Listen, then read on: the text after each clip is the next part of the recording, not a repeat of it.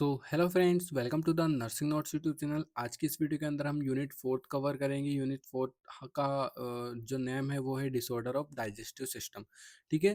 जो digestive system के अंदर जो जो डिसऑर्डर्स होते हैं वो अभी हम कवर कर रहे हैं। ठीक है, तो आज हम पढ़ेंगे स्टमक एंड ड्यूडेनम के अंदर जो डिसऑर्डर होता है। लाइक हमारा टॉपिक है आज का गैस्ट्राइटिस। ठीक है, गैस्ट्राइटिस क्या होता है? तो चलिए पढ़ते हैं। जो गैस्ट्राइटिस होता है वो स्टमक एंड ड्यूडेनम जो होता है ना, उसका डिसऑर्डर होता है। तो चलिए सबसे पहले हम ओवरव्यू देख लेते हैं। तो ओवरव्यू के अंदर हम disorder of the stomach and duodenum पढ़ेंगे। तो आज का हमारा टॉपिक है गैस्ट्राइटिस। तो इसका हम इंट्रोडक्शन देखेंगे सबसे पहले, उसके बाद ईटियोलॉजी, क्यों ये होता है, कब होता है, और पैथोफिजियोलॉजी देखेंगे, फिर clinical manifestation, diagnosis, treatment, medical, surgical, dietary and nursing management हम पढ़ेंगे। तो चलिए सबसे पहले हम गैस्ट्राइटिस देख लेते हैं क्या होता है। Gastritis is a inflammation of the gastric mucosa, जिसको स्टमक लाइनिंग भी बोलते हैं। गैस्ट्राइटिस एक क्या है? एक ऐसी प्रोसेस, सॉरी, एक ऐसी प्रोसेस है जिसमें इन्फ्लामेशन हो जाता है हमारे गैस्ट्रिक म्यूकोजा में। देखिए मैं आपको डायग्राम में बता देता हूँ। ये देखो, जो हमारा हेल्दी स्टमक है वो इस टाइप्स का होता है। ठीक है, इसमें कोई डेफिशिएंसी नहीं, कोई एबनॉर्मलिटी नहीं है। लेकिन जो गैस्ट्राइटिस वाला जो स्टमक है उसके अंदर देखो आप, अल्सर भी हो रहा है, साथ ही साथ रेडनेस भी हो रही है। अंदर दिख रहा है आपको रेडनेस? इसमें देखो रेडनेस नहीं दिख रही होगी, लेकिन इसमें रेडनेस दिख रही है। क्यों? क्योंकि ये गैस्ट्राइटिस वाला है। गैस्ट्राइटिस मतलब गैस के साथ साथ जो गैस्ट्रो जैसे स्टमक है उसके अंदर आईटीआईएस मैंने आपको बताया था पिछले वाली वीडियो में। आईटीआई मतलब इन्फ्लामेशन, या तो इन्फ्लामेशन हो जाएगा या फिर अल्सर कॉज हो जाएगा। तो देखो ये हमारा ईसोफेगस है जो ऊपर से आ रहा है, ये ड्यूडेनम है, ये स्टमक है हमारा। ठीक है, यहाँ से यहाँ तक ये स्टमक है, इसमें अल्सर हो रहा है। और सिरोसा जो है, इसका जो अंदर वाली लेयर होती है उसको सिरोसा बोलते हैं। और डैमेज स्टमक लाइनिंग, स्टमक की जो लाइनिंग है वो डैमेज हो रही है। वो बहुत सारी कंडीशन के कारण होती है, वो मैं आपको आगे बताऊंगा। It may be acute sudden onset short duration और chronic slow onset persistent can lead to atrophy. ठीक है, ये दो टाइप से होता है। एक्यूट जो सडन हो जाता है, ऑनसेट होता है, और शॉर्ट ड्यूरेशन मतलब ये कम समय के लिए होता है। जो गैस्ट्राइटिस होता है वो कम समय के लिए होता है क्योंकि ये एक्यूट है। लेकिन क्रोनिक में क्या होता है, ये स्लो ऑनसेट होता है, मतलब धीरे धीरे होता है, लेकिन ये लंबे समय के लिए होता है। कैन लीड टू एट्रोपी, और एट्रोपी भी हो सकती है इसके कारण। It leads to impaired gastric function. ठीक है, ये क्या कर देता है, हमारे गैस्ट्रिक फंक्शन जो होता है उसको इम्पेयर्ड कर देता है, एबनॉर्मल कर देता है। रिड्यूस्ड म्यूकोजल डिफेंस, जो म्यूकोजल डिफेंस है उसको रिड्यूस कर देगा, साथ ही साथ समटाइम ब्लीडिंग भी कॉज करेगा हमारे स्टमक के अंदर। तो ये होता है गैस्ट्राइटिस। अब ये टू टाइप्स का होता है, एक्यूट गैस्ट्राइटिस और क्रोनिक गैस्ट्राइटिस। तो एक्यूट गैस्ट्राइटिस क्या होता है, यूजुअली सेल्फ लिमिटिंग। ठीक है, ये यूजुअली सेल्फ लिमिटिंग होती है, कोज्ड बाय इरिटेंट। हमारे जो गैस्ट्रिक म्यूकोजा है उसको इरिटेंट कर देता है। क्या क्या इरिटेंट करता है एक्यूट गैस्ट्राइटिस में? एल्कोहल। सबसे पहले एल्कोहल है, क्योंकि एल्कोहल अगर आप ज़्यादा पियोगे तो वहाँ पे जो हमारा स्टमक है वो एचसीएल ज़्यादा सिक्रीट करेगा, और वहाँ पे एसिड की मात्रा ज़्यादा हो जाएगी, तो उस कंडीशन में भी गैस्ट्राइटिस हो सकता है। Then non steroid anti inflammatory drugs होते हैं उसके कारण, और इन्फेक्शन के कारण। ठीक है, तो ये एक्यूट होता है, बहुत जल्दी ठीक भी हो जाता है। लेकिन जो क्रोनिक गैस्ट्राइटिस होता है वो प्रोलॉन्ग्ड इन्फ्लामेशन, मतलब इसमें इन्फ्लामेशन प्रोलॉन्ग्ड हो जाता है, often associate with Helicobacter pyloric infection और ऑटो इम्यून कॉजेस। ठीक है, जो क्रोनिक गैस्ट्राइटिस होता है वो प्रोलॉन्ग्ड इन्फ्लामेशन हो जाता है, मतलब इसमें इन्फ्लामेशन लंबे समय तक रहता है। और ये होता है हेलिकोबैक्टर पाइलोरिक, जो इन्फेक्शन, जो बैक्टीरिया होता है हेलिकोबैक्टर पाइलोरिक, वो बैक्टीरिया के कारण इन्फेक्शन हो जाता है, और some time auto immune disease के कारण भी कॉज होता है। तो ये क्रोनिक गैस्ट्राइटिस होता है। टू टाइप्स में आपने देखा, एक्यूट और क्रोनिक। देन ईटियोलॉजी, कैसे कॉज होता है? तो सबसे पहले मैंने आपको बताया इन्फेक्शन के कारण कॉज होगा, जैसे हेलिकोबैक्टर पाइलोरिक बोलेंगे। देन ड्रग के कारण भी मैंने बताया, non steroid anti inflammatory like aspirin, अगर आपने ज़्यादा मात्रा में खा ली, ज़्यादा हाई डोज खा लिया, और आइबुप्रोफेन ज़्यादा खा लिया, और कोर्टिकोस्टेरॉइड अगर ज़्यादा खा लिया, तो उस कंडीशन में भी हो सकता है gastritis. Then alcohol and smoking बताया मैंने आपको। Dietary irritant like spicy food ज़्यादा खा रहे हो, ऑयली फूड ज़्यादा खा रहे हो, तो उस कंडीशन में भी गैस्ट्राइटिस हो सकता है। Auto immune disease like pernicious anaemia, loss of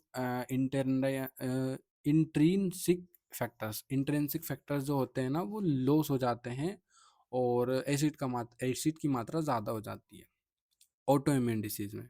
then आता है स्ट्रेस, स्ट्रेस के कारण लाइक बर्न भी हो जाता है, शॉक और सर्जरी के कारण भी हो सकता है हमें गेस्ट्राइटिस।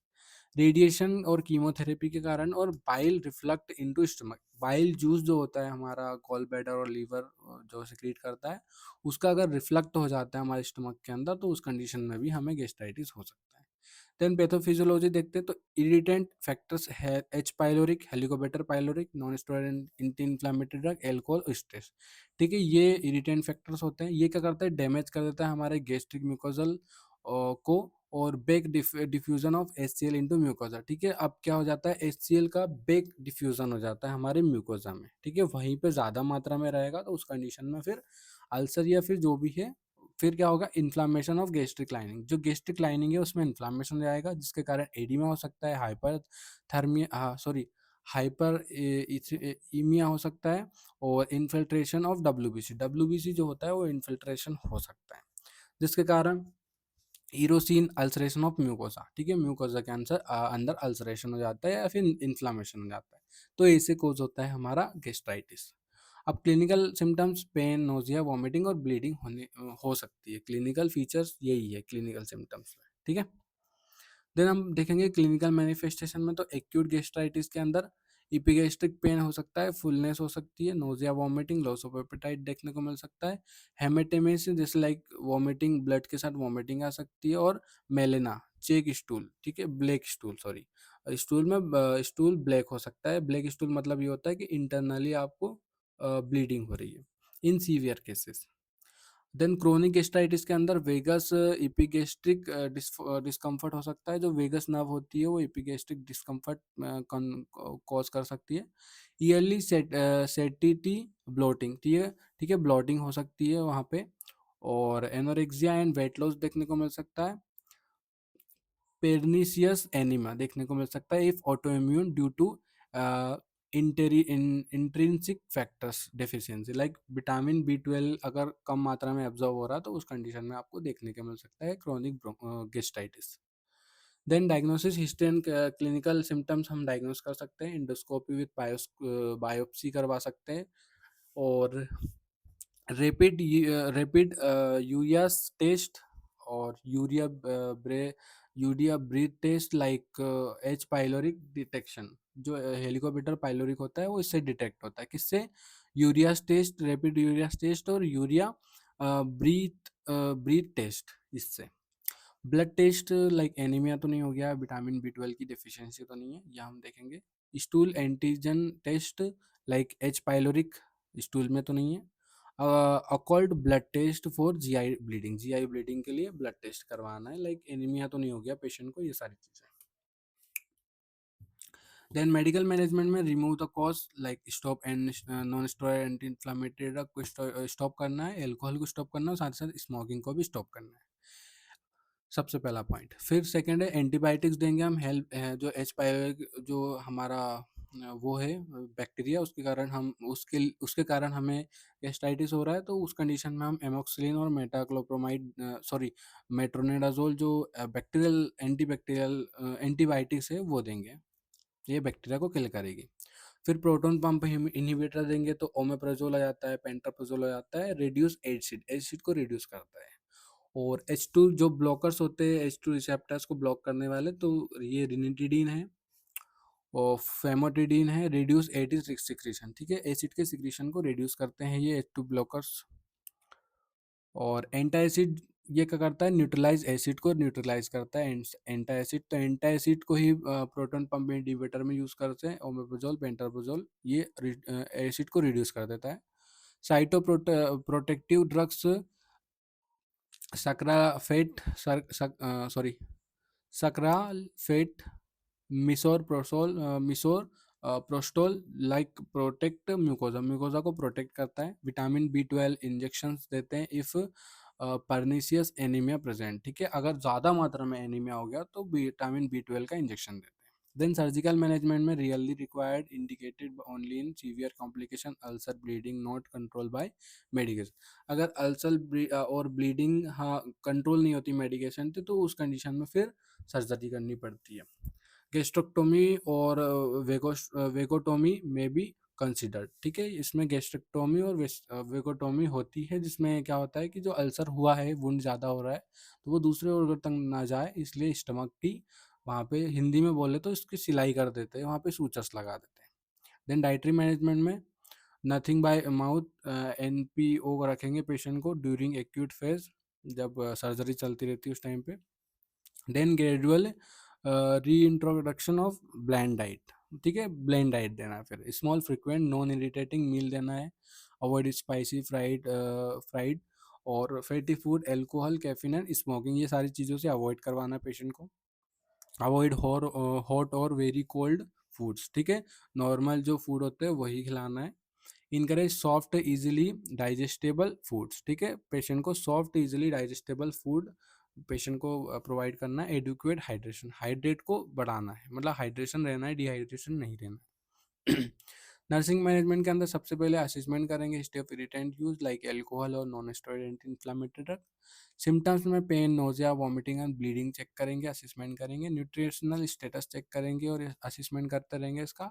साइन ऑफ एनीमिया तो नहीं है, पोलार और वीकनेस तो नहीं हो रहा पेशेंट को। इंटरवेंशन के अंदर हम सिम्टम रिलीफ के लिए नील पर माउथ ड्यूरिंग एक्यूट एपिसोड्स। ठीक है, अगर ये एपिसोड हो रहा है तो उसको नील पर माउथ पर ऑर्डर रखेंगे, मतलब उसको देखो ये नथिंग बाय माउथ, माउथ से कुछ नहीं देंगे, और नील पर माउथ ऐसा भी बोल सकते हैं इसको। Administration prescribe medication antacid, PPI, proton pump inhibitors, antibiotics. ठीक है, पेशेंट को जो डॉक्टर्स ने मेडिकेशन दी है, बोला है देने के लिए, वो देना है। और monitor vital science specially bleeding present. ठीक है, वाइटल साइंस को मॉनिटर करते रहना है, स्पेशली अगर ब्लीडिंग प्रेजेंट है तो पेशेंट के माउथ के अंदर या फिर जो स्टूल के अंदर या फिर वॉमिटिंग के अंदर। न्यूट्रिशनल सपोर्ट देंगे पेशेंट को, start with clear liquid advice advance to balance diet. ठीक है, स्टार्ट विथ क्लियर लिक्विड। ठीक है, न्यूट्रिशनल सपोर्ट में क्या क्लियर लिक्विड देंगे और बैलेंस डाइट करेंगे, bland diet. Educate patient about avoiding alcohol. ठीक है, पेशेंट को एजुकेट करेंगे कि अल्कोहल अवॉइड करें, स्मोकिंग अवॉइड करें, कैफीन और स्पाइसी फूड अवॉइड करें। देन प्रिवेंशन उन कॉम्प्लिकेशन में मॉनिटर फॉर हेमेटेमेसिस और मेलेना, जो जीआई ब्लीडिंग अगर हो रही है तो वो मॉनिटर करना है। Check for sign of anaemia, anaemia तो नहीं है पेशेंट को, ये चेक करना है। पेल स्किन और फटीक तो नहीं हो रहा है। Provide vitamin B12 supplements of needed. Patient को एजुकेट करना है लाइफ स्टाइल मॉडिफिकेशन के लिए, स्टेट को रिड्यूस करो और अवॉइड इरिटेंट्स, जो इरिटेंट्स फूड्स होते हैं वो अवॉइड करना है। Adherence to medication for H pylori eradication. ठीक है, जो एच पाइलोरिक हेलिकोप्टर पाइलोरिक जो बैक्टीरिया है उसको किल करने के लिए आपको मेडिकेशन लेने के लिए एडवाइस करना है, एजुकेट करना है। Importance of follow up and endoscope in chronic cases. ठीक है, फॉलोअप के लिए बुलाना है, और अगर ज़्यादा क्रोनिक केस है तो एंडोस्कोपी करके आपको चेक करना है सारी चीज़, ये पेशेंट को एजुकेट करना है कि आपको अगर ठीक है आप यहाँ पे नहीं करवा रहे हो तो दूसरे हॉस्पिटल में दूसरे क्लिनिक में जाके आप वहाँ करवा सकते हो। ये सारी चीज़ें पेशेंट को एजुकेट करना है। Then thank you. अगर आपको ये लेक्चर अच्छा लगा हो तो वीडियो को लाइक करके चैनल को सब्सक्राइब जरूर करें और बेल आइकन को जरूर दबाएं, ताकि जो हमारी लेटेस्ट वीडियो आने वाली वीडियो है वो आपको तुरंत मिले। हम बहुत जल्द इसका पीपीटी जो नोट्स है वो भी प्रोवाइड करेंगे आपको, या तो टेलीग्राम पे करेंगे या व्हाट्सएप पे करेंगे, कमेटी बनाएंगे। अभी हमारे 1000 सब्सक्राइबर हो जाए उसके बाद आपको सब कुछ प्रोवाइड किया जाएगा। Thank you.